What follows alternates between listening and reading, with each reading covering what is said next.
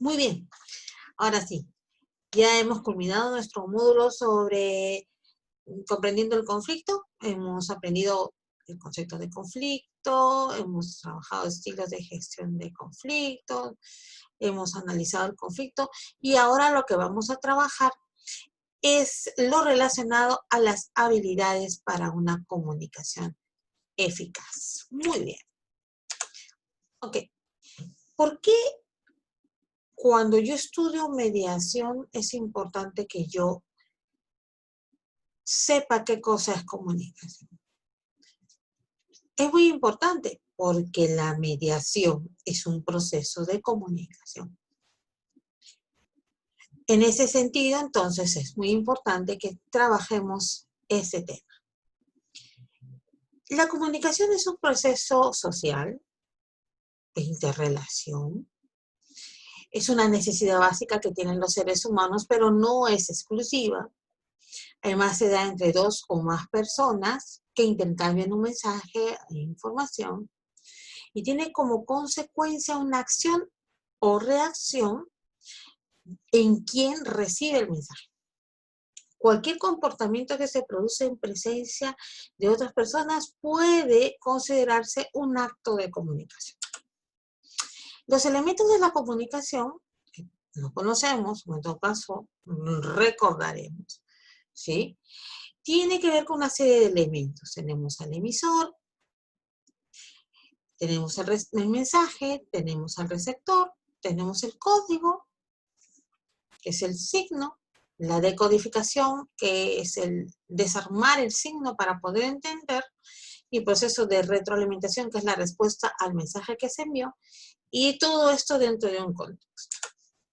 Entonces, este proceso de comunicación tiene los elementos de la comunicación: emisor, el que emite mensaje; receptor, el que recibe el mensaje que es la información que se transmite; el canal, que es el medio por el cual se está enviando la información; la retroalimentación, que es la respuesta al mensaje enviado; y el contexto es el espacio donde se produce este proceso de comunicación. Tenemos dos clases de comunicación, la digital y la analógica.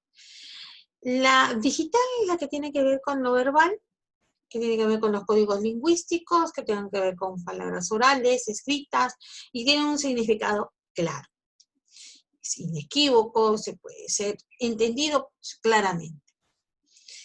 Es, por ejemplo, si yo veo una luz roja, yo entiendo que me está diciendo que pare.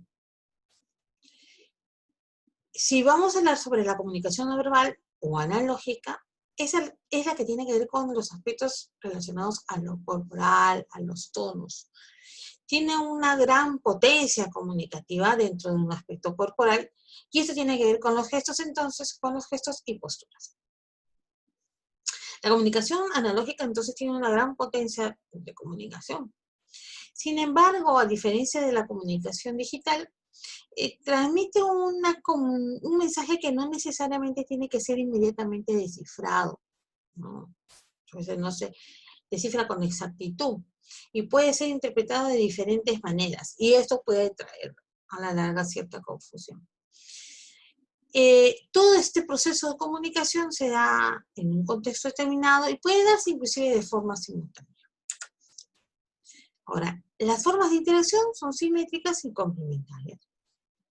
Estas dos categorías son muy particulares. Si yo hablo de lo complementario, es cuando esta forma de interacción se basa en la diferencia, se basa en la disposición en que se encuentran las personas en una determinada estructura y con los roles a las que se le asigna, ¿sí?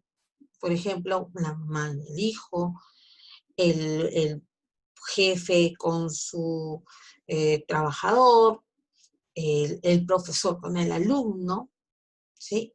Si hablamos de lo simétrico, este tipo de interacción se basa en la igualdad. O sea, con las personas que se encuentran al mismo nivel, con sus pares, ¿no? Por ejemplo, los esposos, los dos hermanos, dos compañeros de trabajo. Su forma de relación es a la par. están en una condición de igualdad. Las características de la comunicación tienen que ver con los axiomas de la comunicación, que fue estructurado por Václavic.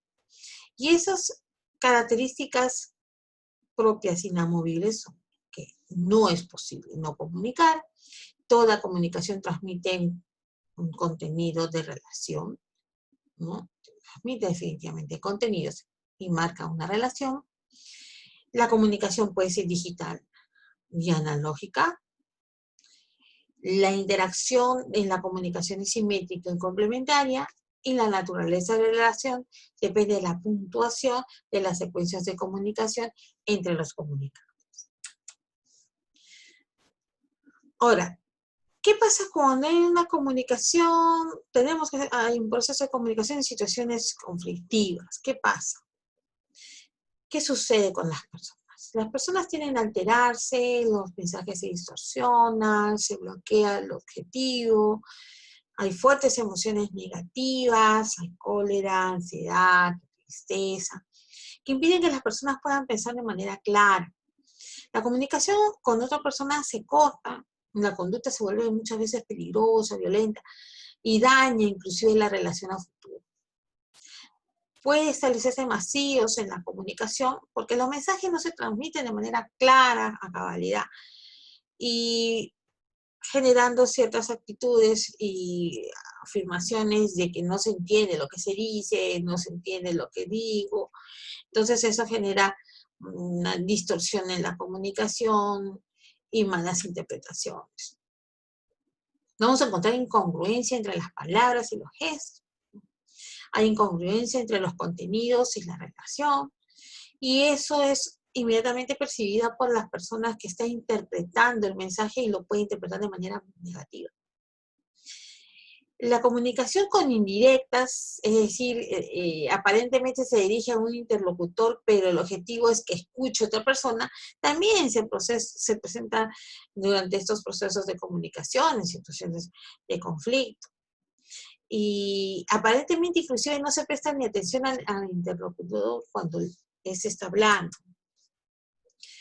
Respecto al tema del manejo de las emociones en la mediación escolar, podemos entender que las mediaciones apropiadas sí ayudan, porque las personas pueden pensar mejor, pueden ser más realistas, frente a los problemas pueden plantear soluciones racionales, bloquean sentimientos negativos, pensamientos colaborativos van a surgir, aceptan lo que no puede cambiarse. Si nosotros manejamos de manera adecuada nuestras emociones y la de los demás, nosotros podríamos inclusive sugerir también, ¿no?, manejar respuestas adecuadas frente a la tensión. Podríamos utilizar inclusive técnicas de relajación, de respiración. Podemos tener esa capacidad de identificar, observar las conductas, los lenguajes no verbales y captar las emociones para poder a partir de ahí establecer estrategias de gestión de las emociones. Calmar a las partes cuando éstas se exaltan y tratar de contenerlas para evitar que puedan surgir desbordes emocionales. Utilizar inclusive la sesión privada, que es una técnica procedimental, para unirse con cada uno y poder explorar más información, evitar el escalamiento del conflicto y controlar emociones. Podríamos nosotros también reconocer los sentimientos que se observan en las partes. Podemos utilizar el parafraseo para insistir e identificar las emociones y lograr que las personas sientan que están siendo comprendidas, que hay una persona que sí capta lo que quiere decir, que sí las entiende, las comprende, que empatiza con ellas. Para ello, para lograr una buena comunicación durante nuestras mediaciones, entonces es importante que manejemos técnicas. Técnicas que son fundamentales, por ejemplo, es la escucha activa, que es poner mis 5 sentidos en lo que la persona está diciendo para entender y comprender lo que está diciendo. Como ya sabemos, tenemos un emisor y un receptor, y lo que nosotros tenemos que tratar es comprender lo que el otro quiere decir, que implica el sintonizar con el emisor, con el receptor, ponernos en el lugar de la persona, escuchar, atender con mucha dedicación, digamos, con nuestros 5 sentidos, y dejar de lado lo que nosotros pensamos. Estamos nosotros dedicados a entender y comprender lo que nos están diciendo. La técnica de parafraseo, que es uno de los soportes de la escucha activa, es una técnica que consiste en reproducir lo que dijo el emisor con el propósito de que esa persona entienda y comprenda que yo le estoy escuchando, le estoy prestando atención, y que esa persona confíe en mí. A la hora que yo hago este parafraseo, lo voy a hacer con mis propias palabras, quitándole la connotación negativa a lo que está diciendo, ¿no? Rebajamos la carga emocional y identificamos los hechos y las emociones de tal manera que estas personas se sientan escuchadas. Y las preguntas es fundamental porque nos permite obtener más información. Vamos a indagar a través de las preguntas datos, información que es relevante para el trabajo que vamos a realizar. Para eso vamos a utilizar diferentes tipos de preguntas, las preguntas abiertas, que nos permiten obtener más información, las cerradas, que nos permiten obtener una información puntual, determinada, sin ambigüedades, las circulares, que nos permiten poder manejarnos en el tiempo, incluir a terceros, tratar en el sistema para poder movilizar también a las partes. También utilizamos las preguntas reflexivas para que las personas puedan analizar la postura que ellos están asumiendo y a partir de eso tratar de flexibilizar sus posturas. Esas son preguntas que fundamentalmente nosotros vamos a utilizar durante el proceso de mediación. Las preguntas, entonces, que podríamos identificar como último recurso para poder identificar los intereses, que es lo fundamental para nosotros en una mediación, digamos que podríamos utilizarlas, sería el por qué y el para qué. Pero a la hora que nosotros utilicemos estas preguntas es interesante, es fundamental que pongamos una frase previa para que alivie el impacto del por qué.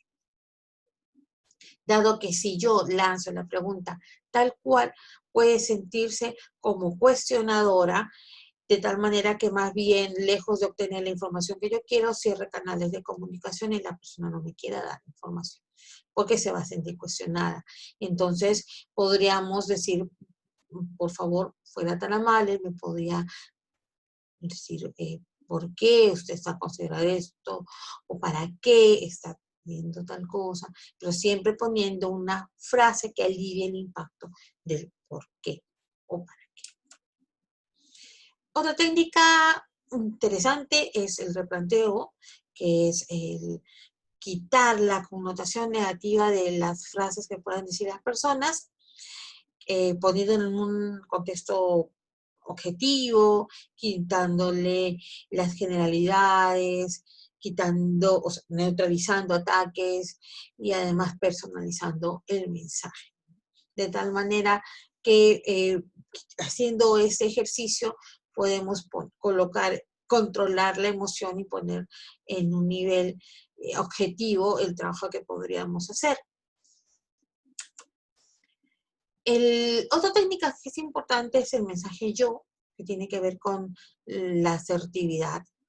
Estos mensajes asertivos permiten expresar nuestros sentimientos y deseos y necesidades de manera clara y directa, respetando los sentimientos y deseos y necesidades de las demás personas, ¿no? Hay dos tipos, el mensaje yo simple y el mensaje yo compuesto. Muy bien, muchas gracias. Continuamos con nuestro